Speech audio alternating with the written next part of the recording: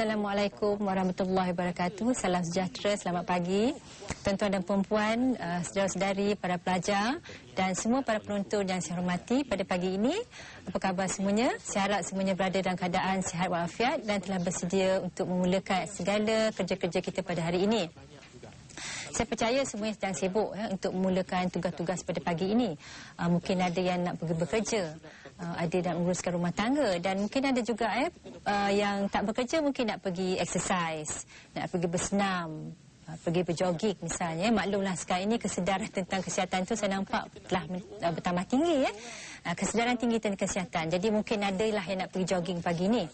Tapi bagaimanapun saya rasa yang paling sibuk sekali ialah ibu bapa sebab ibu bapa yang ada anak-anak yang sedang bersekolah ataupun ada anak-anak kecil, mungkin masa ni lah mereka sibuk menyediakan anak-anak untuk pergi ke sekolah, makakan baju, beri sarapan pagi dan sebagainya.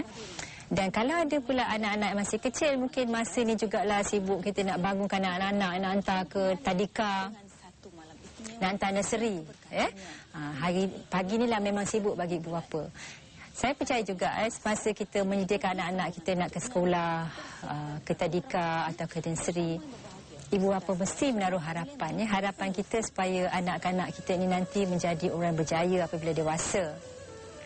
Membesar menjadi insan yang baik dari segi moralnya, beriman dan berjaya dalam kerjaya, berjaya dalam bidang akademik. Jadi itu yang diharapkan oleh ibu bapa selalunya. Selalunya apabila anak-anak kita berjaya, yang bangga ibu bapa juga. Ibu bapa turut sama berbesar hati, turut sama gembira, rasa bertuah sebab anak-anak itu berjaya. Kenapa?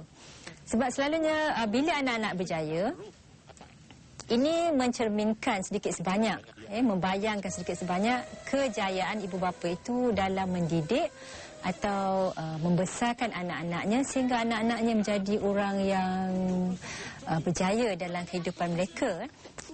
Saya rasa hati ibu bapa memang akan besar hati ibu bapa bila melihat anak-anak dia berjaya. Dalam apa sajalah, tak kisahlah bidang apa yang mereka ceburi. Bila berjaya, ibu bapa turut berbangga, turut berbesar hati. Jadi tuan-tuan dan perempuan, hari ini saya akan bercerita sedikit atau kita akan bincangkan apa yang boleh kita lakukan, apa yang ibu bapa boleh lakukan untuk membimbing anak-anak bagi mempertingkatkan prestasi akademik anak-anak. Sebenarnya mendidik anak-anak bukan mudah. Membesarkan anak-anak untuk menjadi insan yang baik, sempurna, nilai peribadinya, berjaya dalam hidupnya memang susah. Banyak cabaran-cabaran yang dihadapi oleh ibu bapa semasa kini. Bukan pula bermakna ibu bapa dulu tidak susah, tapi mungkin cabaran-cabaran masa kini semakin bertambah-tambah. Jadi satu cabaran besarlah untuk mendidik anak-anak pada zaman ini. Jadi apabila anak-anak membesar, apabila anak-anak dilahirkan, sebenarnya secara automatik ibu bapa telah diberi tanggungjawab atau telah diberi hak secara automatik, hak semula jadi untuk membimbing atau mendidik anak-anaknya sehingga dewasa. Jadi terserahlah kepada ibu bapa bagaimana cara mereka nak melaksanakan tanggungjawab ini. Selalunya tuan-tuan dan perempuan, saudara-saudari, para penonton, tanggungjawab mendidik anak-anak, membesarkan anak-anak ni ialah satu tanggungjawab yang berat. Mungkin satu hak semula jadi yang begitu berat untuk kita tuntut, untuk kita laksanakan. Dia memerlukan pengorbanan. Mendidik anak-anak selalu memerlukan pengorbanan yang banyak daripada kedua ibu bapa. Cuma kadang-kadang terserahlah kepada ibu bapa itu untuk bersedia atau tidak untuk membuat pengorbanan ini demi kepentingan anak-anak. Sebab kadang-kadang masalahnya kepentingan anak-anak ini dia macam konflik sikit dengan keperluan ibu bapa. Katalah ibu bapa yang berkerjaya, mereka terpaksa keluar rumah mungkin lebih banyak daripada berada di rumah. Sedangkan anak-anak pula memerlukan ibu bapa berada di rumah. Jadi ini satu konflik. Jadi bagaimana kita nak menyeimbangkan tanggungjawab pada anak-anak dan juga tanggungjawab kita di luar rumah atau pada kerjaya kita. Ini semuanya terserah kepada sejauh mana ibu bapa itu sanggup membuat sedikit pengorbanan untuk anak-anaknya. Jadi tuan-tuan dan perempuan, para penonton dan para pelajar, selalunya bila kita menyebut kejayaan hidup, bila kita menyebut kejayaan dalam kerjaya, kejayaan hidup atau sebagainya, kita selalu mengukur kejayaan seseorang itu berdasarkan prestasi akademiknya. Prestasi akademik selalu kita ukur pula bagaimana? Kita lihat selalunya kita baca periksa khabar, prestasi akademik meningkat dengan mendapat berapa A dalam keputusan PMR, SPM contohnya. Jadi kita mengukur prestasi akademik melalui keputusan peperiksaan. Jadi pelajar-pelajar kena ingat tak ada cara lain untuk mempertingkatkan prestasi akademik melainkan dengan mendapat keputusan yang baik dalam peperiksaan. Sekurang-kurangnya buat masa ini, itulah kita jadikan kayu pengukur untuk mengukur kejayaan kita dalam bidang akademik, iaitu keputusan peperiksaan. Jadi sebagai ibu bapa, kita mungkin terpaksa mendidik anak-anak kita untuk mementingkan pelajaran, supaya mereka boleh menumpukan perhatian pada pelajaran, supaya mereka mendapat keputusan yang baik dalam peperiksaan. Dan anak-anak juga kenalah menumpukan perhatian pada pelajaran supaya keputusan peperiksaan mereka menjadi baik. Kalau selama ini kurang baik, mungkin kita akan pertingkatkan. Jadi ada peranan tanggungjawab yang ibu bapa boleh laksanakan untuk membantu anak-anak supaya lebih berjaya dalam pelajaran. Sebenarnya anak-anak kita lebih banyak menghabiskan masa di rumah. Sebenarnya di sekolah sekejap saja. Mereka tidak lama berada di sekolah bersama guru-guru. Di rumah lebih banyak. Jadi bila kita fikir seperti itu, seolah-olah tanggungjawab kita ibu bapa lebih banyak sebenarnya daripada tanggungjawab guru. Jadi kita lihat bagaimana agaknya tanggungjawab ibu bapa kita ini, bagaimana kita sebagai ibu bapa boleh membantu anak-anak supaya mengulang kaji pelajarannya atau apa-apa saja untuk mempertingkatkan prestasi akademiknya. Kita akan bertemu lagi selepas ini. Tuan-tuan dan perempuan para penonton, kita bertemu semula. Jadi sebagaimana saya katakan tadi, anak-anak sebenarnya lebih banyak berada di rumah pada berada di sekolah. Jadi ini seolah-olah membayangkan bahawa sebenarnya tanggungjawab untuk mendidik anak-anak itu lebih banyak terletak pada tangan ibu bapa, bukan pada tangan guru-guru. Sebab masa terhad di sekolah, jadi masa lebih banyak bersama ibu bapa. Jadi saya rasa tugas ibu bapa lebih penting kalau dibandingkan dengan tugas guru untuk mendidik anak-anak. Jadi sebenarnya ibu bapa boleh membentuk sikap dan nilai anak-anak supaya mereka mementingkan atau lebih memberi keutamaan kepada pelajaran mereka. Jadi kadang-kadang galakkan pada ibu bapa ini lebih penting, lebih utama daripada galakkan kepada guru atau orang-orang lain. Jadi apa perkara yang boleh dilakukan oleh ibu bapa untuk menggalakkan anak-anak supaya menumpukan perhatian pada pelajaran? Ada banyak perkara yang boleh kita lakukan. Sebenarnya tuan-tuan dan perempuan para penonton, perkara-perkara yang saya nak kata ni sebenarnya tuan-tuan dan perempuan dah lakukan, memang kita dah biasa lakukan. Cuma pagi ni saya akan sentuh lagi, mungkin sekadar untuk mengingatkan saja. Ataupun mungkin kalau kesedaran kita itu rendah, kita nak meninggikan sikit kesedaran kita, betapa pentingnya kita, betapa besarnya peranan kita sebagai ibu bapa untuk membimbing anak-anak kita supaya maju dalam pelajarannya. Satu cara yang paling mudah yang memang kita dah buat, iaitu kita memberi kasih sayang kepada anak-anak kita.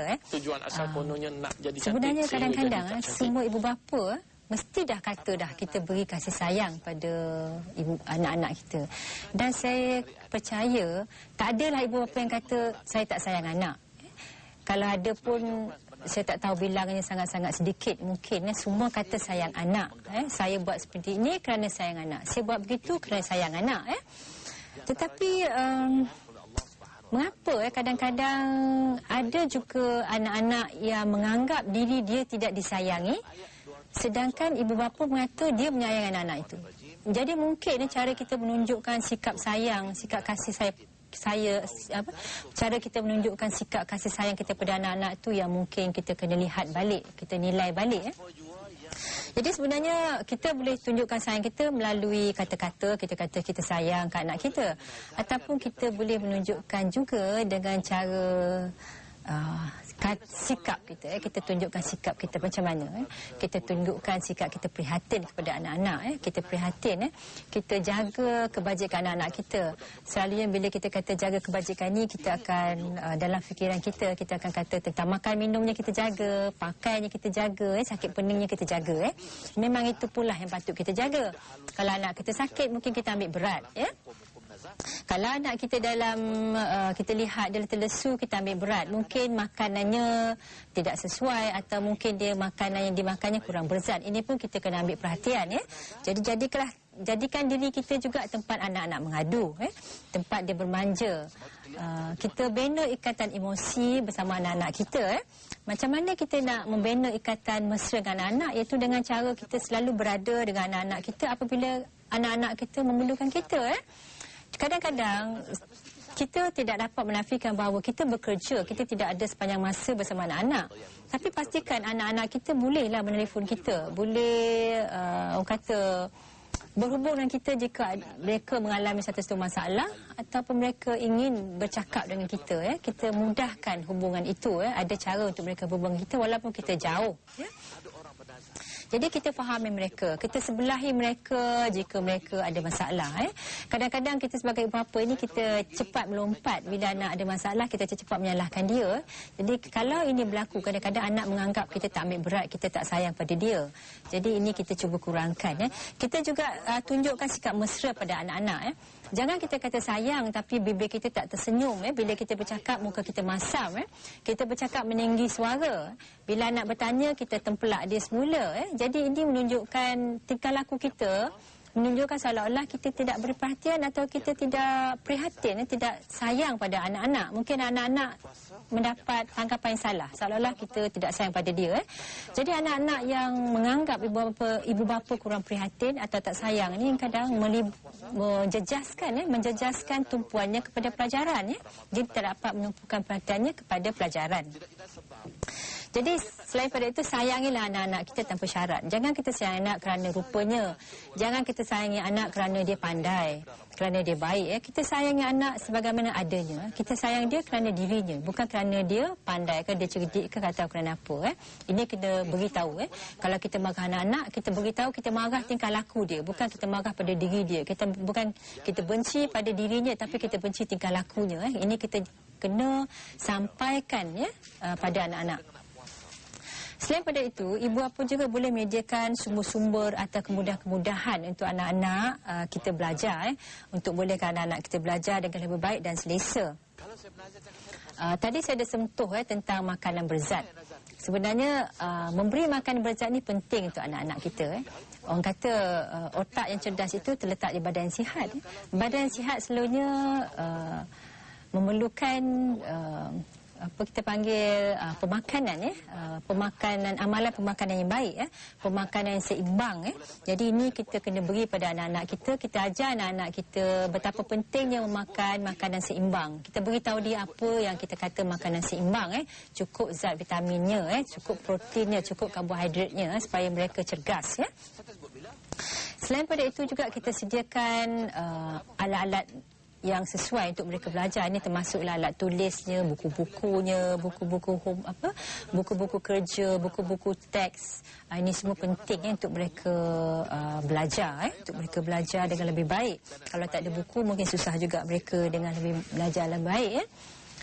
Selain pada itu, kita cuba elakkan anak-anak kita daripada tertekan. Jadi untuk itu, kita kena adakan suasana yang harmoni dalam rumah tangga kita. Kalau suami isteri asyik bergaduh, mungkin anak-anak akan terlibat sama. Dia akan tertekan kerana ibu bapa yang sentiasa hubungan tegang dalam rumah tangga. Jadi tuan-tuan dan perempuan, ada banyak perkara yang boleh kita beri perhatian untuk mempertingkat prestasi akademik anak-anak. Kita akan bertemu lagi selepas ini.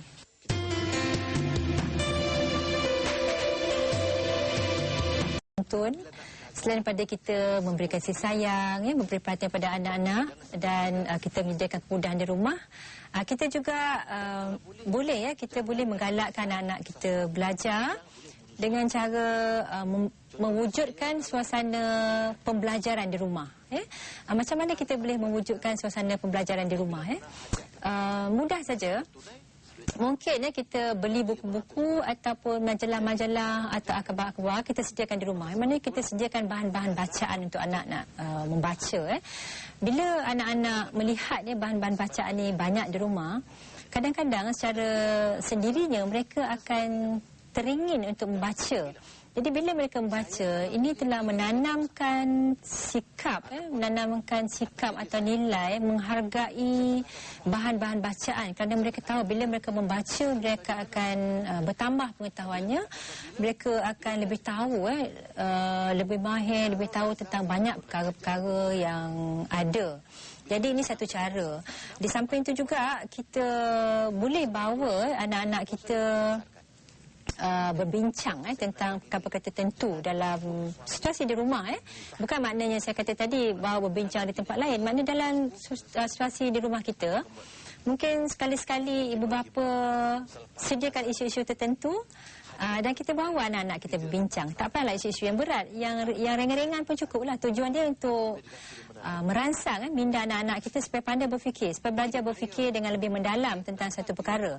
Itu satu cara. Selain pada itu, tuan-tuan dan perempuan, anak-anak kita masih lagi belum matang secukupnya. Walaupun mereka telah remaja mungkin, tapi belum matang secukupnya. Jadi kita kena pantau. Kita kena ambil tahu, kita kena pantau aktiviti anak-anak kita. Selalunya anak-anak tidak boleh dibiarkan begitu saja. Orang kata kita boleh jadikan anak-anak kita kawan, tetapi bukan berkawan dalam arti kata sebenarnya. Berkawan, kita memantau aktivitinya. Bila kita berkawan, kita dapat tahu siapa kawan-kawannya, apa yang dilakukannya bila kita tak ada. Benda-benda macam ni penting. Sebab selalunya anak-anak mereka belum faham lagi konsep melewatkan keseronokan yang sementara untuk mendapatkan keseronokan atau pleasure yang lebih lama, yang lebih berkekalan kemudian. Mungkin tuan-tuan dan puan pernah mendengar, para penonton pandai mendengar apa yang kita kata sebagai delayed gratification. Jadi anak-anak kita kena bantu supaya mereka tahu mengawal diri untuk melewatkan yang seronok ni, supaya buat perkara-perkara yang susah dulu, jadi kemudian boleh berseronok. Contohnya mereka kenalah baca dulu, kena baca buku dulu sebelum mereka menonton TV. Memanglah kadang-kadang anak-anak kita dia mengenepikan saja untuk ulang kaji atau untuk buat homework sebab dah ada rancangan kartun atau ada movie yang seronok nak tengok. Jadi mereka kalau boleh nak buat yang seronok dulu, lepas tu baru buat yang susah. Kita bimbing mereka supaya mereka buat yang susah dulu, yang seronok tu kita ajar, kita buat kemudian. Itu satu cara. Kita bantulah mereka supaya buat homework dulu, lepas ni baru boleh menonton wayang contohnya. Jadi kita tangguhkan dulu bermain dengan kawan-kawan, kita buat tugasan dulu, kita buat homework dulu. Itu satu cara. Di samping itu juga kita juga kena tahu aktiviti anak-anak di sekolah atau di luar rumah. Takut kadang-kadang anak-anak kita mungkin berkawan dengan kawan-kawan yang boleh mempengaruhi mereka untuk melakukan perkara yang buruk. Bila mereka terjebak melakukan perkara yang tidak diingini, ini boleh menjejaskan perhatian mereka pada pelajaran dan seterusnya boleh menjejaskan prestasi akademik mereka. Di samping itu, tuan-tuan dan perempuan, kita juga boleh memperkaya pengalaman dan pengetahuan anak-anak kita. Tadi kita dah sediakan buku-buku, bahan-bahan bacaan di rumah. Jadi sekarang ni apa kata kalau kita dedahkan pula anak-anak kita kepada perkara-perkara yang boleh menambah pengetahuan mereka di luar rumah. Contohnya kita bawa mereka pameran-pameran tertentu, pameran sains ke, pameran sejarah, ataupun melawat muzium, melawat zoo atau apa saja yang boleh mendedahkan mereka kepada banyak perkara-perkara yang boleh memberi mereka atau menambah pengetahuan mereka. Di samping itu tidak kurang penting juga tuan-tuan dan perempuan, kita kena bimbing anak-anak kita pandai meminta bantuan atau minta tolong bila mereka ada masalah. Ini banyak berlaku. Kadang kita dengar dalam kes-kes buli contohnya, anak-anak dibuli tidak tahu. Bukan tidak tahu, kadang tidak tahu atau tidak berani nak mengadu kepada orang lain. Mereka tak tahu nak mengadu kepada siapa dan mereka tak berani nak mengadu kepada siapa pun yang bahawa mereka ni menghadapi masalah. Contohnya macam saya kata tadi, masalah buli. Jadi bila berlaku perkara seperti ini, anak-anak kita terjejas dia punya prestasi akademik, tuan-tuan dan puan, kerana mereka digusari atau risau dengan masalah-masalah mereka hadapi. Bukan saja buli, masalah-masalah lain juga. Jadi kita bantu anak-anak kita, kita bimbing mereka supaya mereka pandai, supaya mereka tahu meminta bantuan. Sebenarnya meminta bantuan ini juga macam satu kemahiran, kemahiran untuk minta bantuan pada orang lain yang kadang-kadang kita tidak punyai. Itu kita kena beritahu anak-anak kita. Selain pada itu juga, tuan-tuan dan puan, kita kena bersikap positif. Maknanya kita mesti yakin terhadap kepayaan anak-anak kita. Kadang-kadang kita nak anak kita berjaya, tapi kita meragui kejayaan anak-anak kita. Kita kata kepada anak-anak kita, boleh ke awak buat benda ni, boleh ke ambil mata pelajaran ni, mata pelajaran ni susah. Ini seolah-olah kita meragui, kita tidak yakin kepada kebolehan anak kita. Atau kadang-kadang kita mungkin tak tunjukkan dengan sikap kita tidak yakin kepada anak-anak. Tapi secara tak langsung, kalau kita menyimpan sikap ini dalam diri kita, dia akan termanifestasi. Kita akan tunjukkan juga akhirnya cara tak kita sedari kepada anak-anak kita yang kita ni tak confident pada dia. Jadi confidentlah pada anak-anak kita. Kita percayalah bahawa mereka boleh melakukan sesuatu dan insya-Allah mereka memang akan boleh lakukan jika mereka tahu yang ibu bapa dia percaya 100% mereka boleh melakukan perkara-perkara seperti itu. Di samping itu juga kita kena juga beri kata perhatian atau penghargaan apabila anak-anak kita menunjukkan sedikit peningkatan dalam prestasi akademiknya. Jadi kita beri pujian kepada apa yang telah mereka capai. Kadang-kadang selalu juga saya dengar remaja-remaja atau anak-anak pelajar-pelajar kata ibu bapa hanya tengok report card apabila ada yang merah saja, yang kita akan beri tumpuan pada yang gagal. Kita akan marah anak-anak kita kerana dia gagal. Tapi yang dapat A atau dapat B, kita tak sebut pun, kita tak ada pula kata bagus yang ini dapat markah baik. Tak ada pula kita sebut. Jadi ini kita mungkin kena ubah sikitlah cara kita menilai. Kita beri perhatian pada yang baik-baik dulu, lepas tu barulah kita lihat yang kurang baik tu dan kita beri galakan pada mereka supaya mereka boleh mempertingkat prestasi mereka dalam subjek-subjek atau mata pelajaran yang mereka mungkin lemah. Jadi tuan-tuan dan perempuan, para penonton, pada akhirnya yang paling penting juga kita kena berdoa untuk kerjaan anak-anak kita. Orang kata doa ibu bapa itu boleh makbul. Mulut ibu bapa itu masin. Jadi berdoalah untuk kerjaan anak-anak kita. InsyaAllah anak-anak kita akan berjaya dalam hidup mereka dan ibu bapa akan turut bangga jika anak-anak mereka berjaya. Kita akan bertemu lagi. Sekian dulu. Assalamualaikum warahmatullahi wabarakatuh.